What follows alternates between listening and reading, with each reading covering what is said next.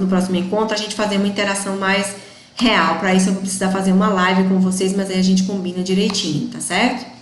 Bem, no que tange aos conflitos da lei no espaço, nós vimos na aula passada o quê? Nós vimos na aula passada que era possível haver conflitos da lei no tempo, né? E aí a gente usou aqueles critérios de solução desses conflitos da lei no tempo, aqueles critérios tradicionais.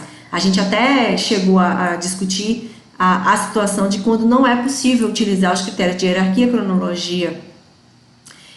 cronologia e âmbito da norma, porque a gente tinha situações em que eu tinha a norma com a mesma hierarquia, a norma com a mesma cronologia e a norma não sendo especial ou ambas as normas sendo especiais. E para isso eu teria que adotar um critério diferenciado de resolução de conflito de normas, e aí a gente usava o critério da ponderação e tratava de resolver o problema utilizando o princípio da reserva legal proporcional, que isso é um tema que vocês vão avançar mais à frente. Mas voltando aqui à aula de hoje, portanto, nos conflitos, é possível haver também conflito da lei no espaço.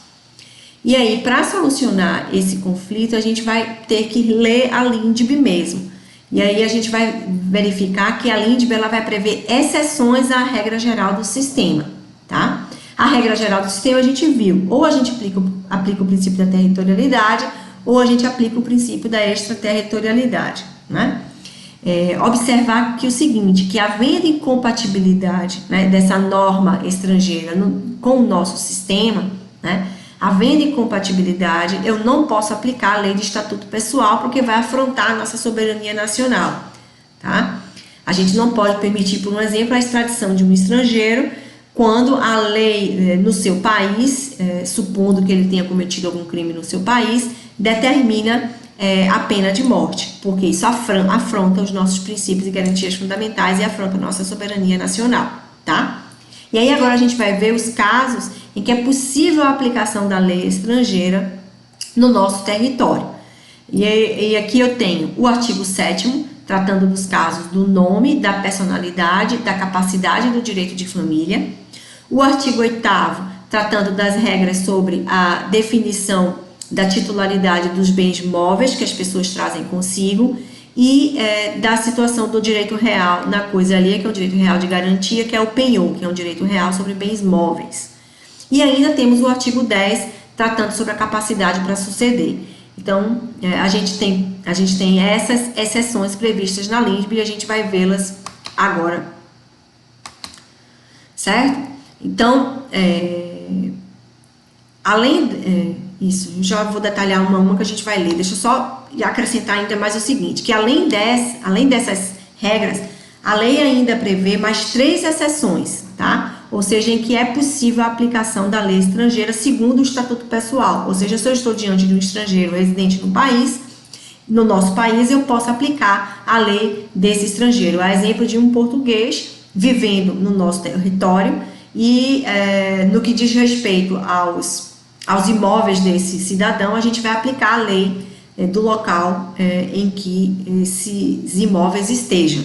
Portanto, se ele tem imóvel em Lisboa, a lei a aplicar a respeito destes imóveis é a lei portuguesa. Da mesma forma, se eu estou diante de um brasileiro que tenha imóveis em Portugal, em Lisboa, então, portanto, eu vou aplicar a lei portuguesa. É a lei, portanto, do local onde esses bens imóveis estiverem situados. Se eu tenho um brasileiro que tem um imóvel em França, eu vou aplicar as regras da lei francesa para as relações que dizem respeito a este imóvel do brasileiro,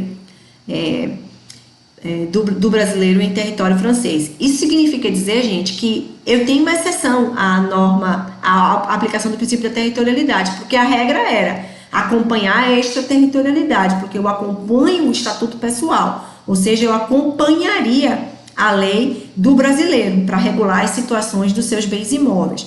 No entanto, porque eu estou diante de uma exceção, uma ressalva, eu vou permitir a aplicação da lei estrangeira, mesmo em se tratando de relações que cuidam do estatuto pessoal, que dizem respeito à titularidade do direito de propriedade de um brasileiro sobre um bem imóvel, situado em França, por um exemplo. Portanto, como referência ao artigo 8º, eu vou aplicar a lei francesa.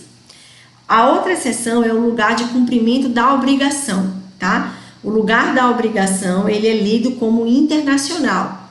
Tudo vai depender do local em que foi proposta essa obrigação. Por exemplo, eu celebro um contrato de compra e venda, tá? E esse contrato de compra e venda, ele foi celebrado no Brasil, mas entre um polonês e um francês. Quem propôs o contrato de compra e venda foi o polonês. Então, a norma seria aplicar a regra, né, do local em que a obrigação estava sendo celebrada, no caso, o Brasil. Mas em se tratando de excepcionalidade, o artigo 9º vai referir o seguinte, que nessa situação eu vou aplicar a lei do local do domicílio do proponente. Se o proponente tem domicílio na Polônia, eu vou aplicar a lei polonesa. Mas se ele tem domicílio no Brasil, eu vou aplicar a lei brasileira. Por outro exemplo, se eu tenho um americano celebrando um contrato de compra e venda com um português, esse americano reside na Argentina. E foi esse americano que propôs a relação de compra e venda. Então, o local de domicílio é que vai servir para reger a relação de compra e venda celebrada entre esse americano, domiciliado na Argentina, e entre esse português. Então, a nossa língua vai dizer que o local, a norma a ser aplicada será a do domicílio do proponente, portanto, a do argentino, ou a lei argentina, para o caso desse contrato de compra e venda celebrado entre um americano e um português, mesmo que esse contrato tenha sido celebrado no nosso país, no Brasil, porque o nosso artigo 9º da LINDB determina que o local de domicílio do proponente é que regerá esse contrato, tá? E, por fim, a última exceção é a regra sucessória mais benéfica. Então, portanto, no que tange ao direito sucessório, quando se tratar de regulação e de relação de sucessão de bens de estrangeiros situados no nosso país, no Brasil, eu vou aplicar a lei sucessória mais benéfica. Então, suponha o seguinte, suponha que eu estou diante, né, de um caso de sucessão de um espanhol, domiciliado no nosso país, domiciliado no Brasil. E os bens desse espanhol estão também situados no território brasileiro. E aí, em se tratando, né, de norma sucessória, a regra era aplicar o quê? O princípio da extraterritorialidade. A regra era aplicar a lei espanhola, porque eu estou diante de uma regra, uma norma que regula o estatuto da pessoa. Então, a lei da sua cidadania te acompanha. No entanto, em se tratando de uma exceção, eu não posso mais aplicar essa ressalva da extraterritorialidade. Eu vou para a excepcionalidade prevista na LINDB. É mais uma excepcionalidade. E essa excepcionalidade está prevista no parágrafo 1º do artigo 10. O que vai dizer esse artigo 10? Ele vai dizer que, tá, em se tratando da norma brasileira ser mais benéfica para os herdeiros deste espanhol, eu vou aplicar a lei brasileira. Mas suponha que a norma mais benéfica era a norma da Espanha, então eu vou aplicar a norma espanhola. Vamos colocar um outro complicador. Vamos supor que esse espanhol era casado com uma suíça e todos os seus filhos têm nacionalidade suíça, mas os imóveis desse espanhol são situados no Brasil, no nosso país. Então, qual a norma eu vou aplicar? Veja lá o complicador. Eu tenho um espanhol casado com uma suíça, que teve filhos com essa suíça, e eles têm nacionalidade suíça também, tá? Eles têm dupla nacionalidade porque tanto a Espanha como a Suíça admitem essa regra. Não é o nosso caso, mas isso à frente vocês já viram isso, ou vocês vão ver isso mais à frente. Então, nesse caso, a regra seria aplicar a lei que acompanha a cidadania do seu cidadão. Todavia, o que permite o nosso parágrafo 1º do artigo 10? Diz o seguinte: ora bem, em se tratando dos bens desse espanhol que estão situados no Brasil, nós vamos verificar qual é a norma mais benéfica. Se a norma mais benéfica for a norma brasileira, nós vamos permitir que para as tratativas do inventário desse espanhol, tá? Porque ela é mais benéfica para os seus herdeiros, para os seus filhos e para a sua esposa, eu vou aplicar a lei brasileira.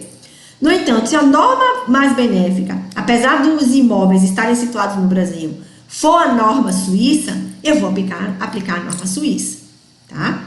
Então, não é de difícil entendimento, é só a gente fazer os cálculos.